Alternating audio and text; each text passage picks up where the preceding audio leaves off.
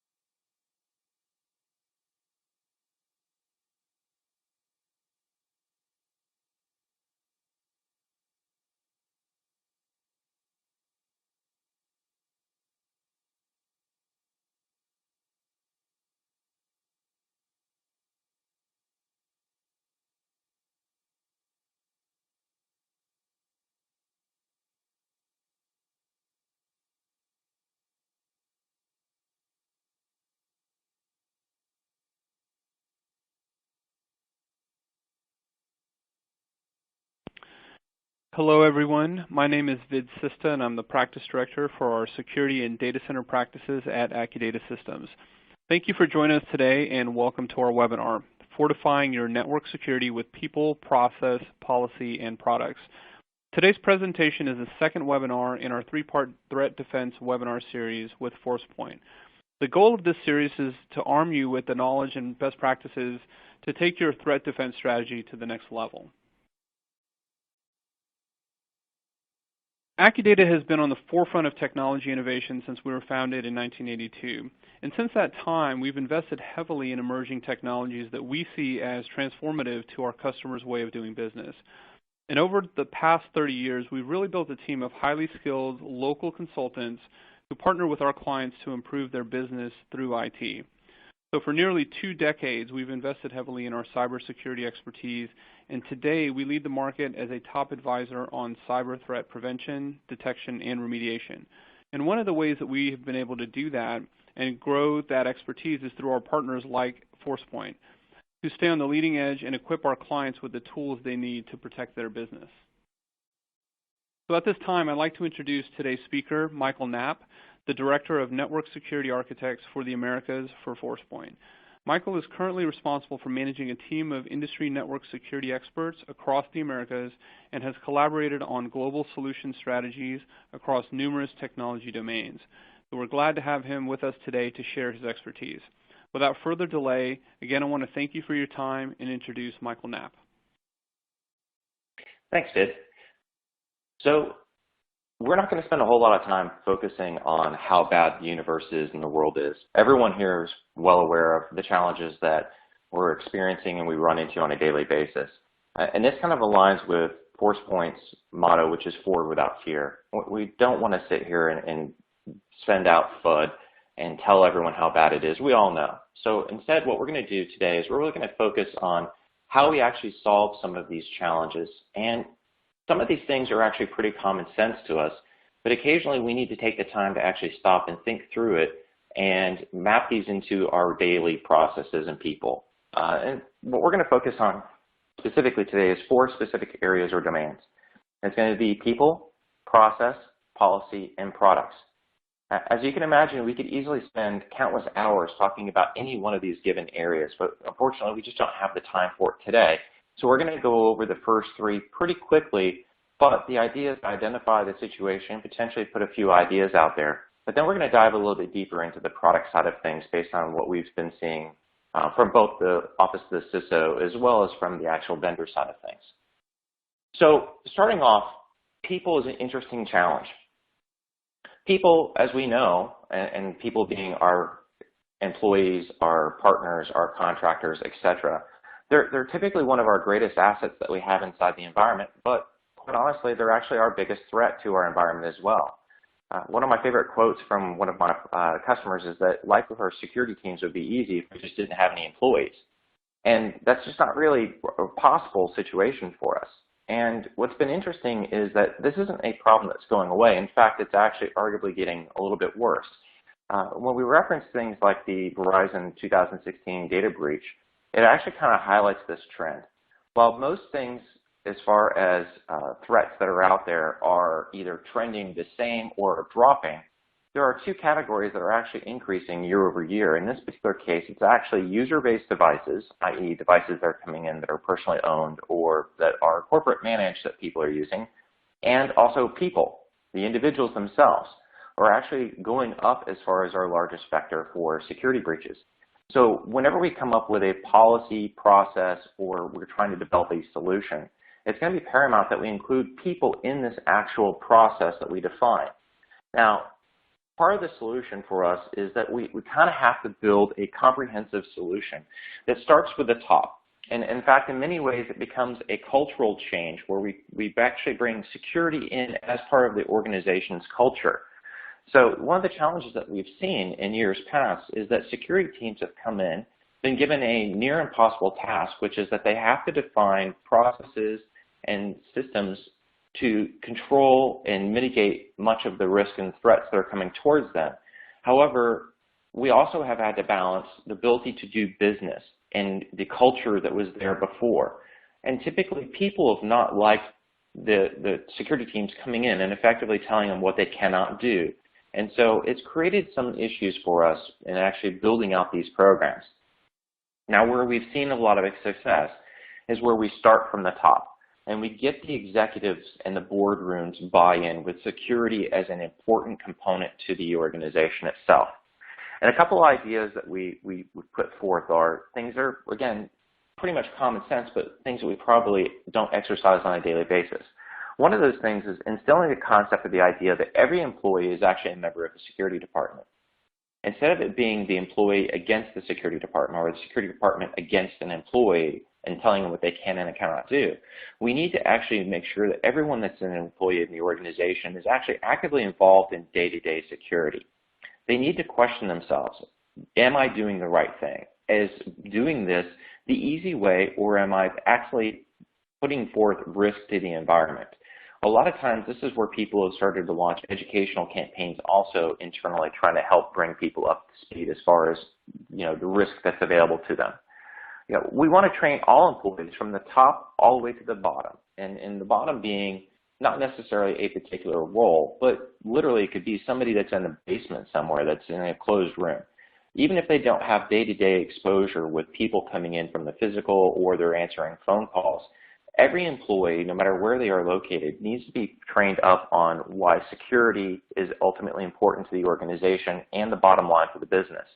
Because when we look at it, the weakest link in the security chain is obviously the piece that we're most concerned about and where typically people are going after. Our also recommendation we would put in place is that we use analogies that make sense to the business, and we align the security principles and stuff to what the company does. Reference things that are common to you. So if you're in the manufacturing business and people understand the manufacturing process as far as where the intellectual property comes from and everything else.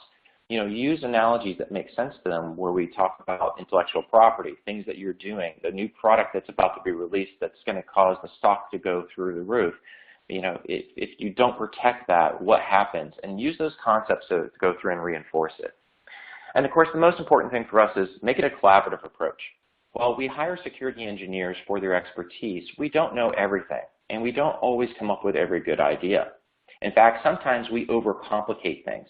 So using a collaborative approach, bringing in other individuals and other groups outside of the security domain itself sometimes help. And I actually find this talking to even my spouse or even my children, where I'm over-engineering, I'm overthinking an entire process. And I explain the process to them, and they go with a simplistic approach of, why wouldn't you just do this? And the aha moment comes in. And that's a benefit of actually kind of taking the collaborative approach. Now, we're going to transition into the next section, which is process, but process actually ties directly into people as well. And so we don't want to lose track of the fact that process involves the people. In fact, it's a main component to it. Main reason for this is that over the years, we've developed these silo effects. And we've basically created these silos where each of the teams kind of operate in their own domain or their own bubble. Now, they will collaborate when necessary. Sometimes it's very, it's a good situation. We get the teams that work well together. And in other areas, we honestly have had process where we've run into customers that say, if you talk to this person in this group, don't mention their name to anyone else in this other team because then they won't even talk to you. There is so much vitriol between the different groups on some occasions that it actually is counterproductive to business and the ability to actually fulfill any of the long-term changes that we need to put in place. Now, with the silo effect, and when we look at the process, it's kind of ironic that the people that we're trying to defend against have actually broken down these silos. And in fact, they've actually built very definitive processes in some place to make their business actually work really well. So it's kind of ironic when we look at this that organized crime is effectively very organized. They've built processes in place and put the people aligned in a way that actually makes them very effective at being able to do things very quickly and efficiently. And so it's kind of funny how the very people that we're defending against are better organized in some cases than we are. So when we look at the process itself, what we really need to do is identify kind of a living process. It's not just a static process. What we need is a list of steps that we go through that evolves as our needs change. And one of the reasons for this is if we look at nearly every security breach that's occurred, it's generally not because a process wasn't identified or built at all inside the environment. But what generally happened was it was a process that was ignored, it wasn't followed, or was out of date, which resulted in somebody ignoring it. And so what happened was somebody took an ambitious goal of actually building a process at one point. Maybe it was an audit that came in that said, Dow must have this, and you passed that audit because you had it, and then it went to the side. Other times it's because people haven't been educated of the process, or the process isn't inclusive of other groups, where the silos have impacted us again, where the process was defined for one team, but it did not include the adjacent technologies and teams that were around us that were also impacted by it. So the goal for us is that we really need to build out a comprehensive process that actually outlines everything from day-to-day activities to even emergency situations. Historically, when we look at events that have occurred, a lot of the time that we see subsequent events that occur, such as breaches afterwards, are a direct result of the fact that somebody was attempting to do something with good intentions, but they didn't follow a process, and as a result of that, they ended up with an open hole that was left in the organization. And that open hole, because it was an out-of-band change or something that occurred under duress, effectively left them vulnerable and was later exploited as a result of it. So the process itself needs to be very definitive as far as how and what you do, but as I mentioned, it needs to be a living process, not a one-time entity. The other thing that we need to do is make sure that our tools align with our processes. And we need to make sure that when we build these out, that we actually leverage capabilities that exist in the tool sets that we have already in-house today. So one of the analogies I like to use is something like a next generation firewall. And the next generation firewall is kind of near and dear to my heart because I've been working with technologies like this for a long time. And much like virtualization did years ago to bring desktop people together, server people together, and other individuals together, the next generation firewalls are kind of crossing the chasm, if you will, or crossing across these silos. Because what we're doing is we're bringing security together with networking, we're bringing audit and compliance together from an oversight standpoint. It's allowing us to bridge a lot of these things, and it's because of the capabilities that are in the technology. And what's nice about these technologies is the fact that when you start to converge these different technologies, as well as the different areas that have ownership or responsibility for them, it gives good reason for the teams to start working and collaborating together. And so what that does is allows us to truthfully take what we would have conceptually as a process and actually put it into place. And so by the tool sets themselves supporting all these capabilities, we're kind of pushing this message forward and we're forcing people to work together. Now, when we look at the tool sets themselves, it's also important to make sure that they support things that align with your business. If you're a large multinational organization, we need to make sure that our tools support concepts like multi-tenancy. We also need to make sure that we have things like full role-based access control. And the idea is that we want to make sure that we can build something one time, but that can leverage to multiple groups and multiple entities. And with the multi-tenancy capabilities and the role-based access controls, we take away reasons why people would not work together with a particular tool. We also give the access to the tool to these various groups. What we have found is that when we share tools, as opposed to creating silos for tools, the tools become much more effective inside the organization because people are asking questions that are different from what they might do in their own world. So as an example, if the firewall is owned by the networking team, the security team may not have access or oversight to it. The security team may have great ideas or concepts to be able to use in the firewall, but because they don't have necessarily oversight to it or the ability to even look at what's going on or understand what the technology that's being used is capable of doing, this allows us to kind of start allowing them to contribute from not only a policy standpoint, but also from a process standpoint as far as the technologies are concerned. Policies, as mentioned, is also a very effective component to us. And the policies for us really cannot be something that's an afterthought. It's really got to be something that is ingrained in the DNA of the organization. And it has to include everything. And the reason for it is policy truly is the place where people, process, and controls all kind of converge. It's one of the most basic things that we have available to us, but unfortunately it seems to be something that we put in place and like the process, kind of gets forgotten. And one of the main reasons that I think that it's been forgotten over the years is simply because IT had actually lacked the ability to not only enforce the elements that were in the policy, but the tools that they had available to them didn't give them the granularity that they needed to be able to do policies that were adequate because it affected some exception somewhere and they had to back out. So as an example, you may have wanted to put in place a control to protect a particular asset for the entire organization. However, what you found was that the owner of that asset needed something unique, and unfortunately, it was a on or off situation with the controls that you had. And so you either had to protect the asset or you had to shut down the ability for that person to do what they needed in that business line. And so what this does is now with the tools, allows us to actually put some teeth back into a policy.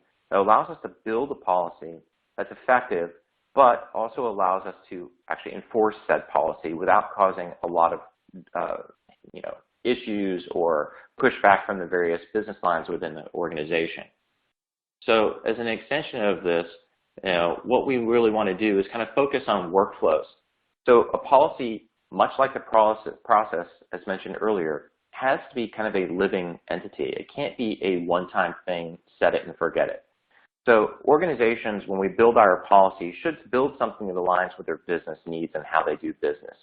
However, once you deploy your initial policy, you need to make sure that the technology that you have in-house gives you the ability to identify new things that are occurring, see new trends that are happening, be able to make adjustments to it.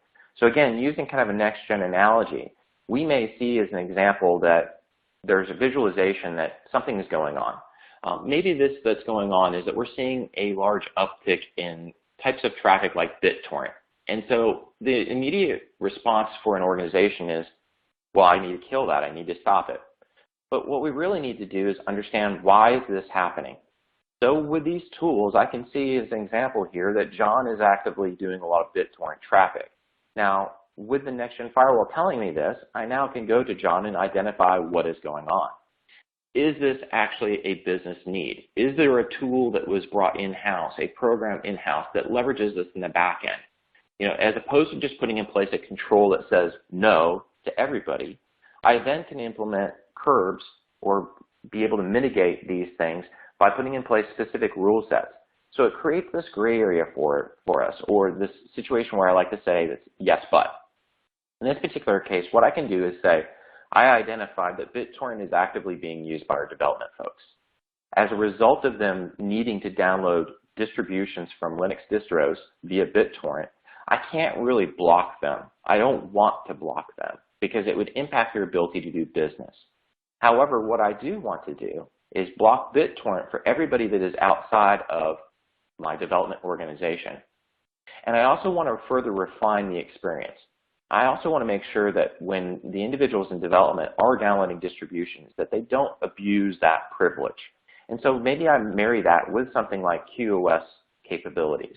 And I actually can define this where I can go through and create within a few clicks a very simplistic process that effectively accounts for everything. And the policy gets pushed out to all of my devices, allowing me to put in place these controls. And it's this flexibility in the technology that a lot of organizations are not leveraging today, which actually makes us, or gives us the ability rather, to put in place effective policies that can account for these different situations. Now, I breezed over a few of those topics pretty quickly. Now, as mentioned, we could easily spend hours diving into the specifics there. So hopefully it's a little bit of a reminder and food for thought in some situations around the people, the process, and the policy. Now, I'm going to dive and spend a little bit more time in the product side of things. So this may come as a surprise because I am actually coming from the vendor side of the community at this point, but vendors themselves haven't really been helping the situation and attacking the network problems or even the security problems at large. The main reason for it is the same as what we've done with our organizations and the line of organizations, creating these silos. All the vendors have created and helped build on top of this siloed effect. And so in every one of these areas, whether it's network or whether it's security, whether it's operations or whether it's audit and compliance, there's a large number of vendors that are probably attacking you on a daily basis, almost a distributed denial of service attack against your email box and your cell phone, trying to get you to buy the greatest widget that they have that solves a very particular problem. The challenge with this is that it doesn't work well in most organizations. It becomes kind of a whack-a-mole situation where a problem comes up, you identify a particular vendor that solves that particular problem, and you effectively whack it, but the problem is the next challenge comes up and you have yet another vendor. And so when we look at breaches that have occurred, whether it's the target breach or any of the other ones, it's generally not a situation where they did not have a partner or a series of events, a series of these vendors in their environment.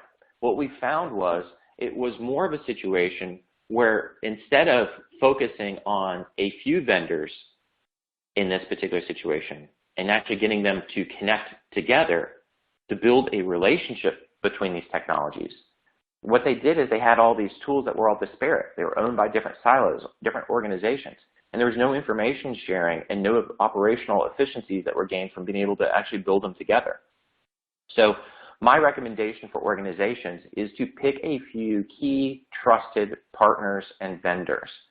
These partners and vendors, when you actually dive deeper into the technologies and what they have to offer, generally can provide a greater sum together than the parts of them individually. So it's a situation where 1 and 1 added together actually becomes an efficiency of 3. And while this is, again, common sense, we don't typically take the time to actually work with these individual vendors and say, I need to find out if you can work with this vendor, and this vendor to come out with an outcome. And again, historically, we bought based on a particular project or a particular need. My suggestion for organizations is instead of buying point products, let's focus instead on outcomes. Let's figure it out and kind of work backwards and see if we have the right tools and if we need to change out tools, or if the tools that we have today have things that we're not even aware of because we've never asked those questions before. So what we typically do is we work with our top vendors and our top partners that are in there, and we look for ways to be able to maximize the capabilities and the value that they bring to the organization by working on integration. And while I focus on 5 particular vendors here, you may have different vendors in your environment. So as an example, you may be a Juniper versus Cisco house, and that's perfectly fine. You may be using MAS 360 instead of MobileIron. Again, that's fine. Maybe using Cisco ICE instead of Forescout. No big deal. The concept is the same, which is what we need to do is identify the few players in each of those areas that are the biggest ones that are important to us and the most trusted. Let's leverage them. Let's integrate them where it makes sense.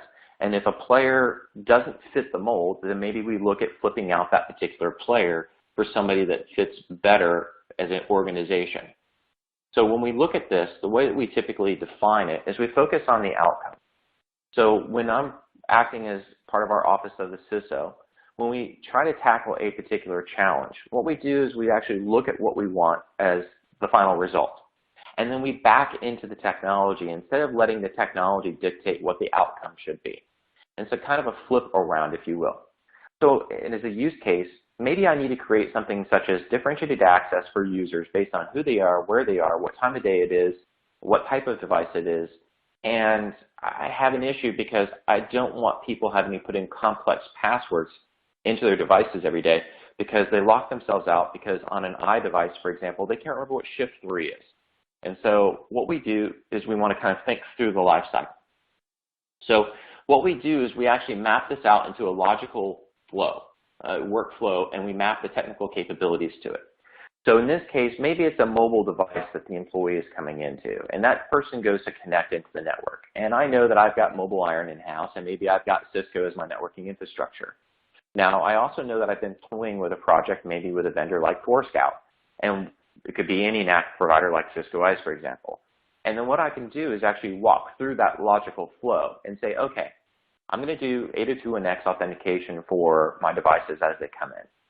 I'm going to do it for both wired and wireless, and I'm going to use things like device profiling and identification, and I'm going to use cert-based authentication. I can now take and do things like, well, MobileIron can actually help me with my certificate provisioning. So now I can get a trusted user and a defined trusted device through MobileIron. I now leverage that trust using the cert to authenticate to my network using 802.1x authentication. And Forescout allows me, for example, as well as any of the network access controls, to continually monitoring, makes the decision tree of who goes to what. And now I can use my controls, such as a next-gen firewall, to actually control what people get as a result to it. At the end of the day, what we're doing here then is we're going to take and pilot this. We're going to go ahead and actually listen to the feedback that comes from the users that we're targeting. Again, collaborative is an important component to this. We then get to tweak and we get to test again. And then at the final result, we actually get to deploy the technology. So when I've worked with a lot of organizations trying to introduce technologies like this where we integrate these various components, basically solving numerous technical problems as well as business problems, we've adopted in many ways an approach of crawl, walk, run. And where we crawl with pilot, we walk as we listen to the feedback and start doing our initial deployment into the selected targets, and then we run when we hit production, and we can hand over the project from a architect side of things to maybe an operations team. And this becomes kind of a life cycle that we build into future projects as well. But this is one of the approaches that we've taken. One of the other things that we really need to do is we need to take the time to actually leverage all of our investments. In this particular process, what we'd be able to do is be able to use something like a next-gen firewall for very specific purposes. But until we take the time to speak with the vendor and truly dive deeper into the technology to understand everything that the product can do, we may not actually be able to know that we could solve other problems and other situations with the same infrastructure that we've already put in place. In fact, when we take a look at most customers, when they're disgruntled or unhappy with the technology, the vast majority of the times, the vendor, it actually solved that problem, but maybe they're unaware that the technology can actually do what they're needing to do. Or they're on an old version of technology, and they haven't been able to make that jump from an older version to a newer one and being able to leverage those capabilities. So one of the things that we generally do is we really focus on diving deep, investing deep in those particular vendors that we have selected as trusted partners. And with that, it allows us to start using the technologies. And so as an example, with a next-gen firewall, I know that I can actually get visibility to the entire network. I know that while my web gateways and my other technologies give me good data points as it relates to that specific traffic flow, very few devices in my network actually give me visibility to see everything going across the device, everything going across the network. And so with tools that have good visualization, with tools that provide lots of value to you that you may not be doing, teaching your teams and diving deeper into those technologies may provide a lot of value to you to be able to make better decisions and be able to implement controls. So as an example of one of those situations where a lot of us take things for granted, when I look at something like our technologies, we may have a capability that everyone has, such as high availability or concept of scalability. What we really want to do, though, is dive deeper into something beyond a data sheet. Data sheets are great because everybody that has a data sheet will always have a green checkbox next to something. They're always going to say they can accomplish something. But it's the devil in the details, and it's the ability to dive into the organization and the technology and what they bring to bear. That is really where the value comes, because now it starts to really make sense and you can start to implement some of these things that they do that are very unique. Every vendor has something that they do that's unusual or unique, where they could solve another problem. The problem is most people don't spend the time to learn what that is.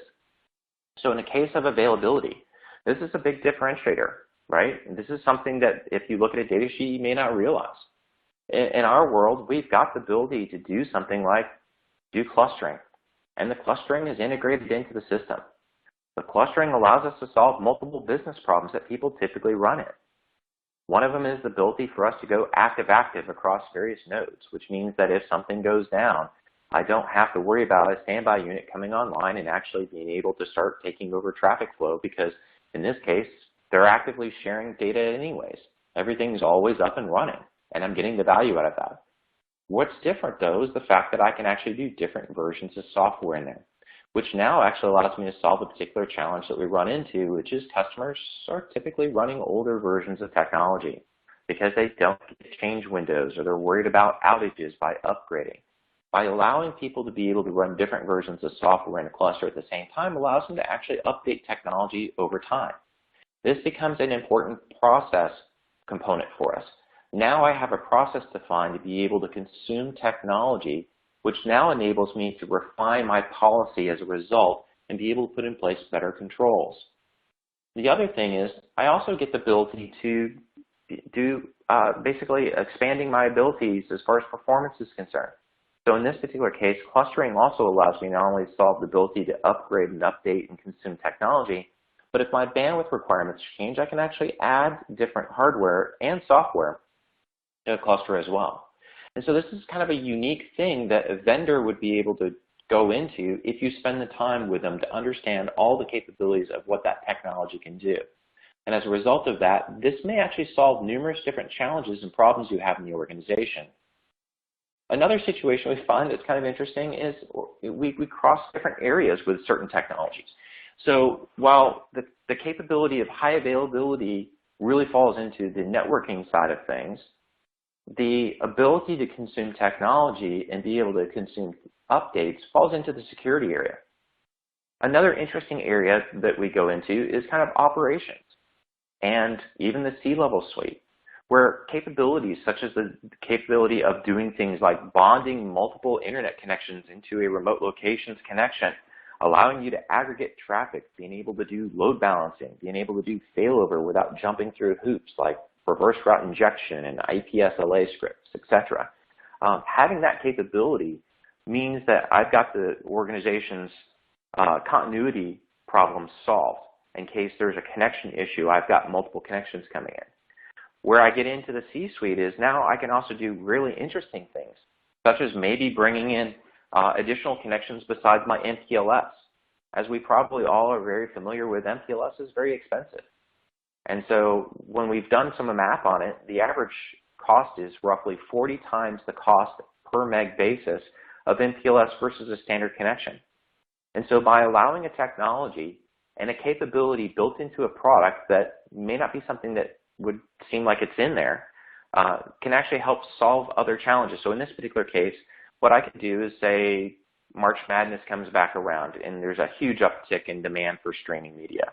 I could either QoS the streaming media, which is one option, or if I can't QoS it for various reasons, what I can do is bring in a commodity link and say that my mission critical traffic goes across MPLS, but my other traffic goes across the other commodity links, such as DSL, cable modem. Maybe it's integrated connection into the building that you're in there. But the idea is that I can actually run VPN across all of those and treat it like one connection. Now, what's nice about this is that you can do traffic steering, pushing critical traffic across MPLS without continually investing more and more in your MPLS network. And you can also steer your other traffic across your other commodity links. But if you did have an issue where one link went away, we can actually reconverge the links. And so now we have a technology that crosses different silos. We now have something that goes into the operations side. They now have their business continuity built out. They now have automated failover for it. And by the way, we actually now have cost savings that are measurable that we can actually show because we're not continuing to invest in larger MPLS connections. What's kind of ironic is that those that even actually build and sell MPLS are starting to use this because even for themselves, MPLS is very expensive. And so they're looking at different options and leveraging technologies like this. So the point being, again, that what we're doing is we're understanding the full capabilities of a technology before we start to make siloed-based decisions and buying point products that do individual things because maybe the technology does everything that we need it to. The idea is that we go all in with our vendors. The few vendors that we have chosen, when we fully understand everything that they can do, it really becomes a game changer for many organizations.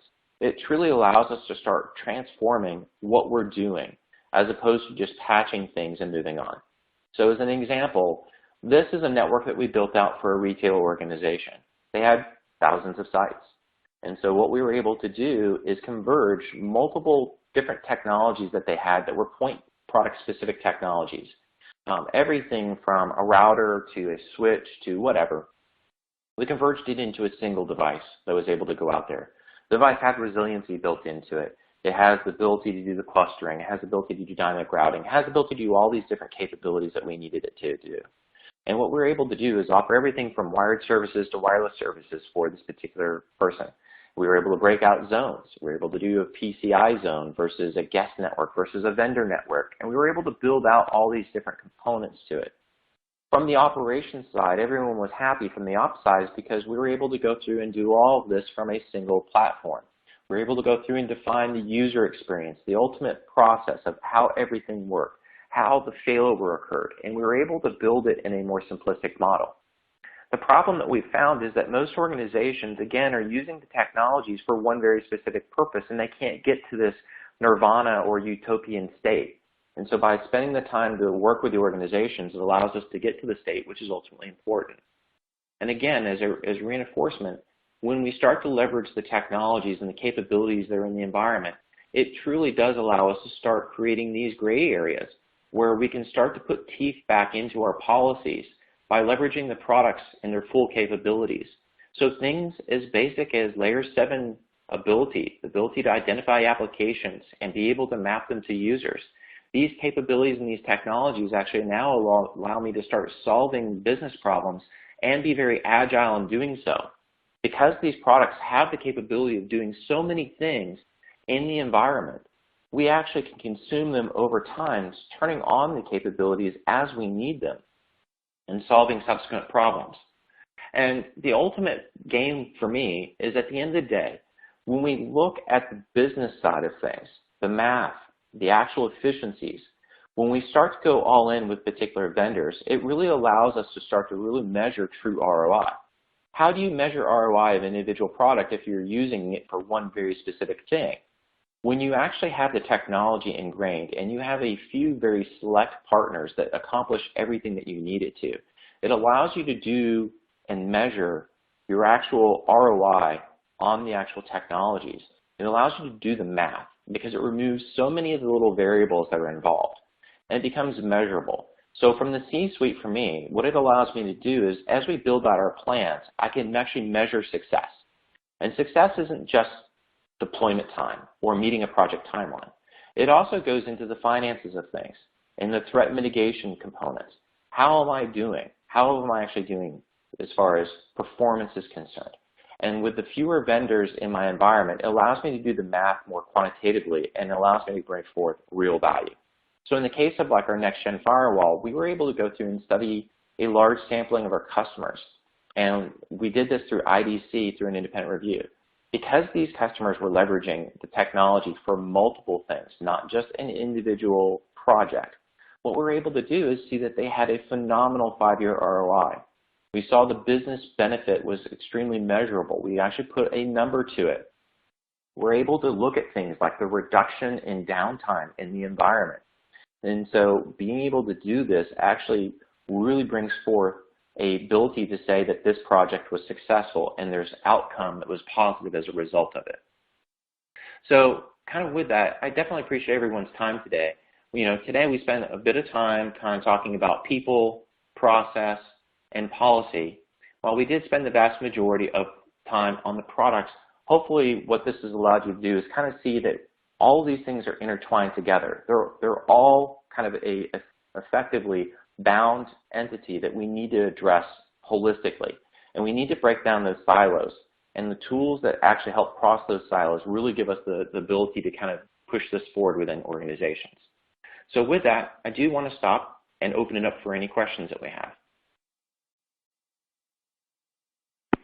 So thank you, Michael. We'll go ahead and begin our Q&A session. I did get some questions that were submitted, and we may have some time for additional questions. So for the folks that are on the webinar, if you want to submit additional questions while we're continuing the discussion, please do so. So Michael, one of the questions was on one of the slides, it showed what looked like a report of various applications which were then used in a policy. How do you know what applications to put in the report so that you even see something of interest? So that's actually a great question. So one of the challenges that most organizations run into is they don't know what they don't know. And so with technologies such as a next-gen firewall, the default policy that is in place is that it records all the applications that are going on, regardless of whether or not you actually have an explicit permit or deny put in place for that particular application. So the simple fact that that particular application has actually traversed the device will actually give you visibility to it so that you can quickly identify trends or things that are going on and then make decisions on whether you need to block or permit or prioritize or deprioritize that traffic. But thanks for the question. Thank you, Michael.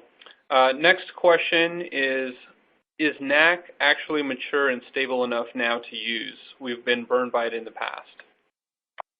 Yeah, that is a great question, and the answer is yes in many ways. The technology has started to get built deeper and deeper into the switching technology itself, into the routing technology, and into the wireless technology that we actually are consuming in our environments. A lot of the vendors have spent a lot of time in this. Some of them are a little mature, more mature than others. So as an example, I do love the fact that Cisco has put in place things like what's called radius change of authorization, which allows you to actually reauthorize a session based on something that changes. So it's not just a one-time thing. So as an example, if somebody comes in is non-compliant for whatever reason, there's the ability to get them out of the penalty box automatically. And so what I would suggest is that, yes, NAC is mature now across the board, across the various vendors. I would adopt the crawl, walk, run model as highlighted earlier on the consumption and start to actually deploy it in a pilot, get it defined, get it built, and then kind of continue the deployment until you get to that state. But the short answer is yes, it's definitely matured. Thank you. Next question. In one of the examples, you referred to using role-based access controls to allow separation of job functions by teams. Would that allow the firewall administrator to administer firewall functions and, say, IPS functions by the security team? Another great question, and the answer is, for us specifically, in the technologies that we offer, the answer is absolutely yes. With great power and ability to converge various roles and technologies into a single platform, we had to be assured that we could actually map to the way that organizations are actually built. As we probably know, a lot of solutions are built on two levels. They're built on a technology level, and they're also built on a political level. And the ability for us to have this granular role-based access controls allows us to actually address both of those different areas. Thank you. Next question, did you mention that we can save on MPLS costs by using more than 1X connection? We spend a lot of money on MPLS today. Yeah, absolutely. And what's ironic about this is that we've actually had a few customers use this as a way to get into this technology and actually fund the entire project, because they actually were able to do the math very easily on cost avoidance. Various events that are occurring various events that occur typically allow us to see very quickly that we have to increase our spend, increase our pipes, and things have to increase on the MPLS. It's pretty easy to do the math when we actually see what the uptick is going to cost us, because when we go to the service provider, they can provide actual hard numbers. By using the ability to do the multi-link and the augmented VPN, it allows you to move away from that kind of approach, and it allows you to actually say, well, I only need that SLA for very specific types of traffic. In the retail space, it may be your SIP traffic for voice over IP and your PCI environment. In other areas, it may be other types of traffic, but generally what you're paying for is a very expensive connection for arguably what you need a small set of your traffic to have as far as the SLA is concerned. And so by allowing us to do this, it does give us that flexibility. In fact, we've got a lot of organizations that absolutely love this. As I mentioned before, we even have telcos in various areas that are even coming to us building managed services around the technology to kind of offer the same services to the customer, but instead of going all MPLS, they actually go with a hybrid. So great question. Okay, and this looks like this is the last question. Do the next-gen firewall devices support data center as well as small office deployments? Yeah, another great question.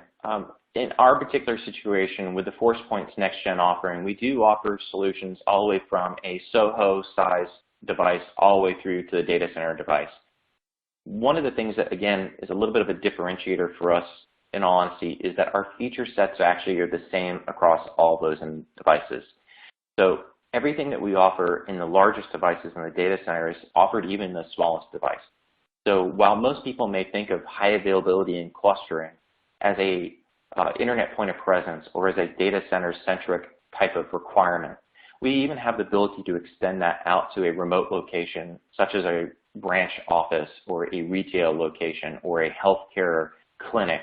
We can actually offer the same functions, the same security services across the portfolio as a result of that. But again, great question. All right. Well, thank you, Michael, and thank you all for joining us this morning. As you continue to fortify your network and build your strategy behind people, process, policy, and products, keep AccuData in mind. We are the industry leader in security, and our experts are happy to start with a complimentary consultation. So feel free to email me directly at vsista@accudatasystems.com, and we'll be happy to talk to you about security. So have a great day, and thank you, everyone.